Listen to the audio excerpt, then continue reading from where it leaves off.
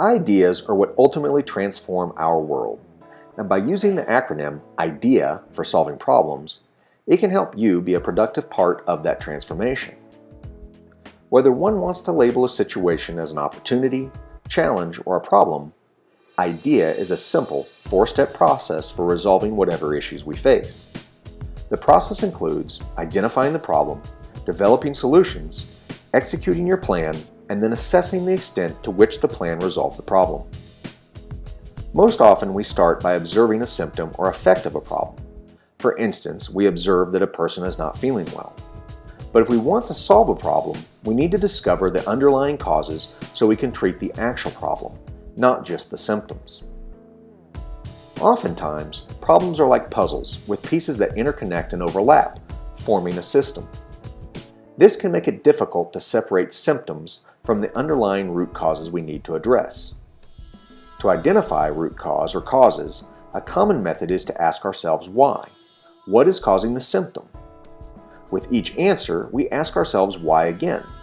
This creates a chain of responses, ending when we can no longer determine why something is taking place. The end of the chain is the root cause we need to address.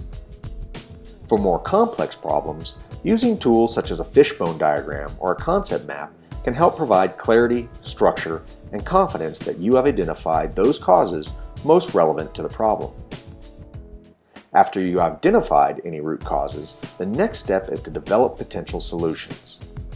Often there are a variety of potential solutions as well as multiple paths or ways in which we can address the problem.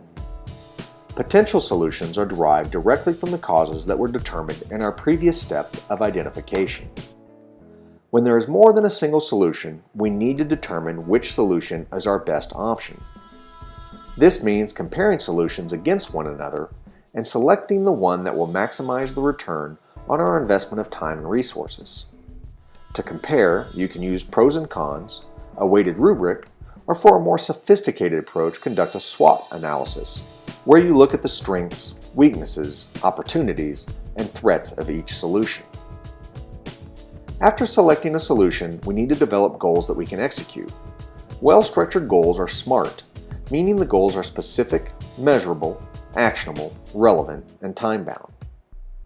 Actionable is a key aspect of goals that takes us to the next step of problem solving, execution. Execution is where we focus on implementing the actionable tasks in our goals, designed to achieve our solution. As the solution is achieved, the root cause should be reduced or eliminated, and we can then move to assessment. How you choose to monitor progress in executing a goal will depend on the nature and complexity of the goal. For instance, take the simple example of a person that is sick, a symptom of which is a fever.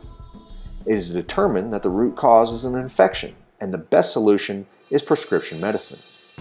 Our goal then might be as simple as taking 1 pill a day for a week. To ensure execution of such a simple goal, one might just commit it to memory or make a note on a to-do list. However, if the goal is extremely complex, we may want to consider using project management tools, in effect converting a complex goal into a full-blown project, monitoring our execution towards the main goals through the use of sub-goals as milestones.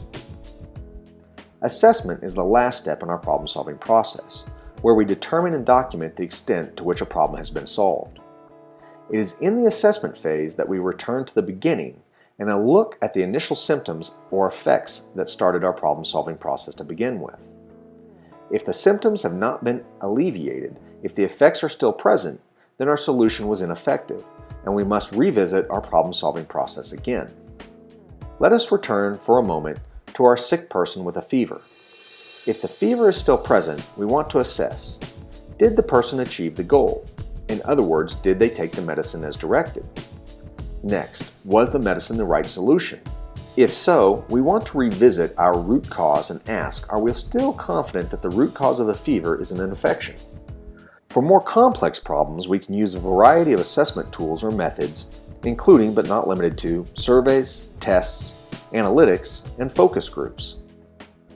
The assessment phase of problem solving is where we learn, grow, and move forward. It is our after-action review, our lessons learned. If there's one thing we hope you remember, it is the word idea. Use the word idea the next time you want to solve a problem. Try it and see if it works for you. If you found any information in this video useful, all we ask is you share our link and give us a like. For more information on similar topics, visit our website and find us on Facebook and Twitter. Thanks for stopping by.